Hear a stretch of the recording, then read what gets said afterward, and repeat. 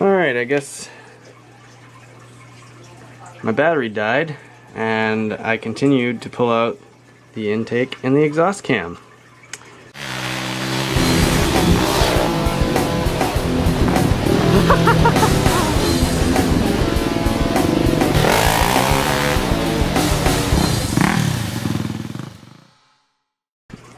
I've marked my caps so I know where they go, what direction they're supposed to be in. I'm going to pull them out and then I'm going to look to see what size shims are in there, so then I can judge better when I need to put my new shims in. This is my exhaust cam that came out.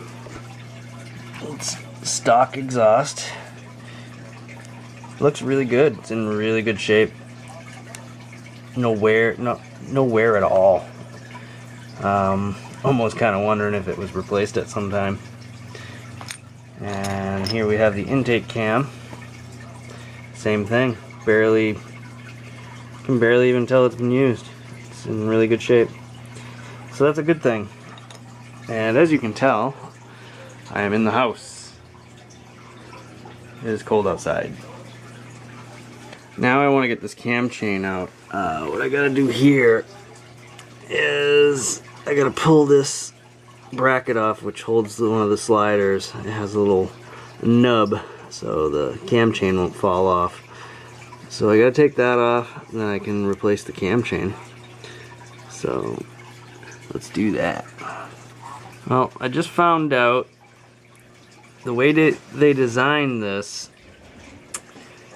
they made it so it would never fall off. And the only way I can get it out is I'd have to take the head off, because this slider has like two nubs on the side up in the head right here at the joint, and I'm not taking the head off. And what's funny is this is actually a Morse chain, so it's probably been replaced at one point, so it's probably not that old. It doesn't look like it's in bad shape. So till the day that I actually take the head off to redo the valves, I'm not going to change the cam chain right now. So put that back together, I'll throw the cams in, and we'll do some feeler gauges. Alright, so I was checking the clearance with the feeler gauge, and everything looks really good. This motor must have had some work done to it recently. You basically just take your feeler gauge and you shove it in as best you can while holding the cam down. And I got a 0.15 2mm, and it's fitting pretty snug.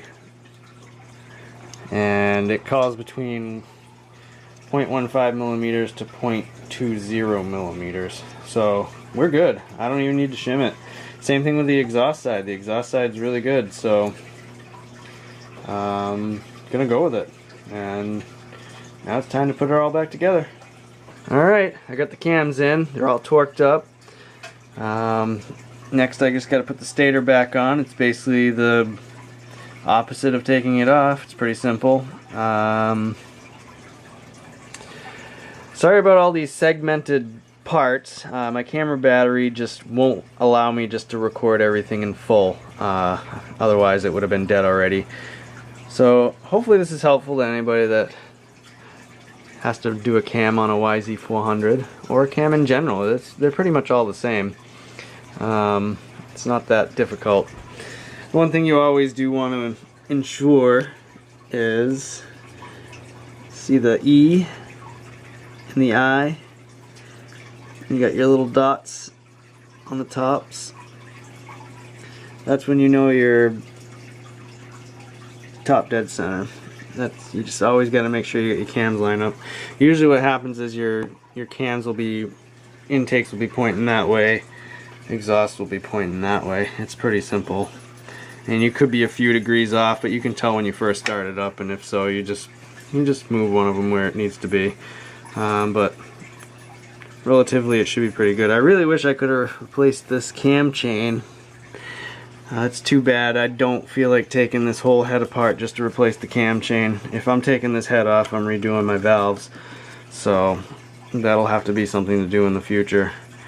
But for now, I'm going to put her all back together and take her outside and See if she'll start for me. There she is, everybody. She's all back together. Look at that, huh? Wasn't a bad job. Only took maybe 2-3 hours tops. I mean, I did it in a couple segments because I've been working and got really cold out, and we got some more snow, as you can see, on the ground. But I don't know if you remember in the last video I showed how the procedure to start these. Now I want to show you how it starts.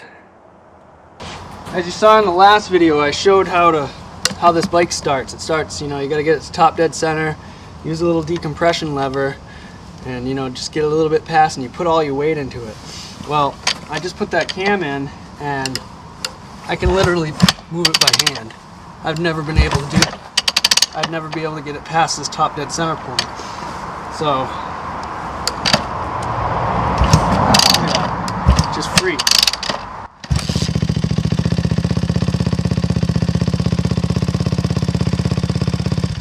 Just like that. I'm in a bind.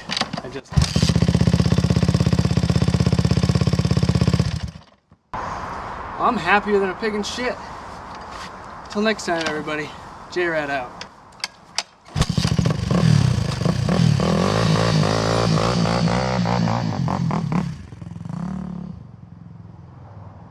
You stuck around, now you're gonna see a special extra. Did you see how I was sliding all over the place on this frozen ground? Well, I got a surprise for you. Ta-da! Check out these bad boys. I want to thank Moto Amigo for giving me a little Christmas present. He did the Zack Attack self spikes, and he decided he didn't like it, so he gave them to me. Now I might actually be able to go ride up in the woods in this nasty frozen snowy ground. So maybe next video you see from me, I'll be up there using those.